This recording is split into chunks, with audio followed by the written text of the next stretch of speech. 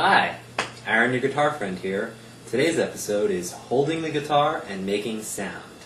Now, today's a little different. I've made an outline for this episode, so you'll notice me looking over to my laptop over here where I've made notes. Now, the first thing we want to talk about today is the great secret that the professional guitarists have in the world. And you might have heard somebody say, "Oh, it looks like he's playing effortlessly." Well, the big secret is, it's not just because they're super talented and can play without thinking. They really are using minimal effort to play the guitar.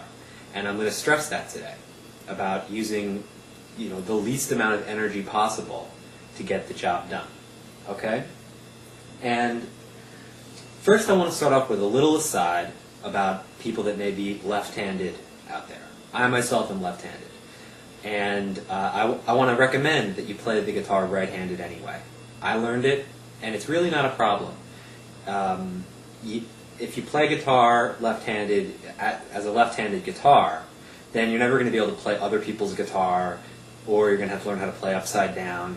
Jimi Hendrix did it, but I think it makes sense to learn right-handed whether you're left-handed or right-handed.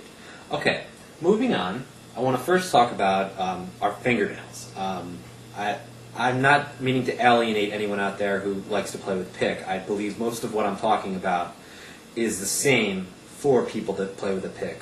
But I play with my fingernails, and I really like the sound that it makes.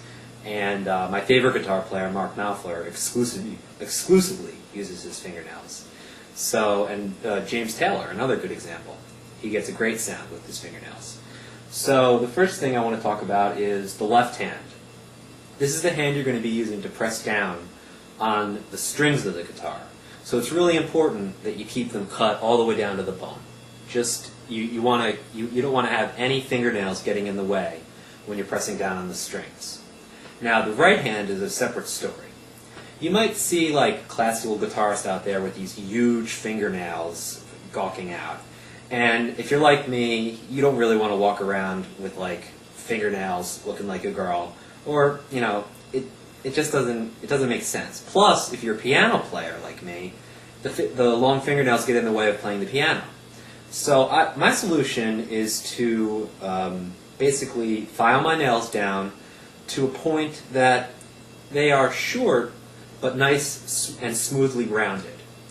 And I do that basically with an emery board that can be bought at any store. I got this at Target. And you just want to file your nails down to a nice short rounded nail. I'll show you my thumbnail there, and then my other nails here. And basically, as you can see, they're not really long, but they're like kind of rounded. And that'll give you a nice sound. Another tip is after you've used the emery board to file your nails down, you get one of these things. It's a buffer, and it's sold in the same spot in the store as the emery boards. And I also got this at Target. And as you can see, it has like these smooth sections on it. And basically, when you're done filing your nails to the point that you are happy with the shape, you use this to smooth them out. And that's going to really make a big difference when you play. It's going to give a nicer tone because there's going to be no little nicks or scratches in your nails. So that's a little secret that I never knew about until recently, and it really made a difference in the sound I could get from my guitar. So now going on, I want to talk about thinking of the guitar as the same way you think of singing. You see, this is maybe a new concept. A lot of people, they get their new guitar home and they're just like, "Ooh, I want to play guitar," and you crunch up all around it, and you start banging on it, and you go, "Oh, this is fun." But really, the goal is to make music here, and the guitar is really nothing more than vocal cords outside your body. I can sing, I can say do, re, mi, fa, so, or something like that, and my brain is telling my vocal cords to make a sound, and we call that singing. Well, when you play the guitar, the same thing's happening. Your brain is telling your arm to move your hand and strike the note. And so, in that way, I want to have you think about the guitar as like sort of a part of you when you're playing. It's not like you and the guitar. It's just a single thing making music. And it's sort of a mental concept, and I don't mean to get highbrow on you, but it really helps me to think of it that way, and I hope that it can help you. Now, moving on, I want to talk about a really important aspect of playing the guitar. And this goes back to what I said before about the effortlessly and using less energy. You really, really want to relax when you're playing guitar. So the first step is to just sit down in a comfortable chair and just really, really let the tension out of your body. Don't, like do a little neck stretching or, shrug your shoulders a couple times. Kind of just let all the tension out of your body before you pick up the guitar. Because we want to use the minimal amount of energy that we need to actually play. So you don't want to have like tension in your back or carry any stress into your music making. So with that said, we'll move on to the next step, and that's actually holding the guitar. So I'm going to pick up my trusty nylon string guitar, which is my favorite. A little bit later I'll be also demonstrating on the electric guitar, since I know a lot of you probably have electric guitars. And the first thing you want to do is just sit it on your knee, okay? And the minimal amount of effort would be to just have it sitting there on your body. But that's clearly not enough because it's not in a good position to play yet.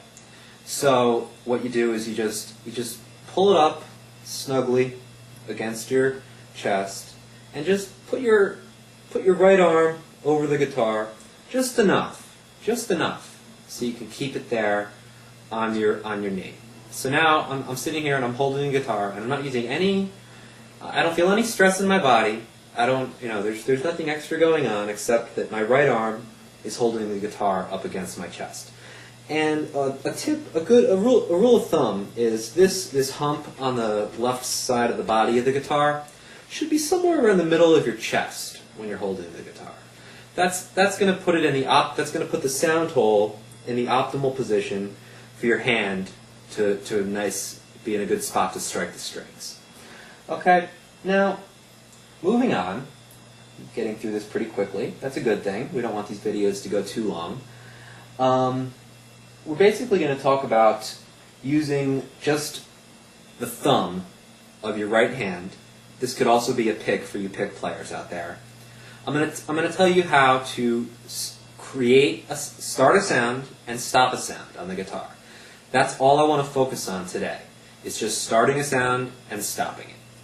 And the way you're going to do that is first by placing your hand over the strings of the guitar. And you're going to move your thumb past one of the strings such that the nail and some of the skin strike the string and create a sound.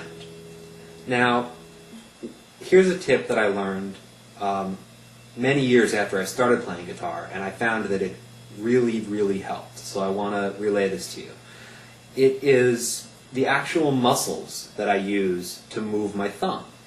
Okay, you think about, your first initial, somebody tells you, use your thumb to strike the string of the guitar. So you think to yourself, kind of like, okay, I'm lighting a lighter. I'm gonna just snap my thumb. I'm just gonna snap my thumb on a string. Okay, but in reality, you can get a more efficient use of your body's muscles and stay more relaxed if you use the muscle at the base of your hand, really not part of your thumb at all. You use this muscle here in your hand to move your thumb. You see how I'm doing that? It's sort of a clamping action. And this takes some practice, as it's not the most intuitive thing you're going to do if you just sit down and play guitar. But it really helps. Okay? So what you want to do is you just want to take your thumb and set it up on the E string, the top string of the guitar, and use that muscle down at the base of your hand to just push your thumb through the string. You hear that? Just push your thumb through the string. And practice that. And listen to the sound you make, okay? Don't just say, okay, great, I played an E string. Okay? Actually think about it like you're singing. You want to make a nice sound. So just practice that, pushing your thumb through the guitar. Now that is called, technically, a free stroke, because you have pushed your thumb through the guitar, and it's no longer resting on any string.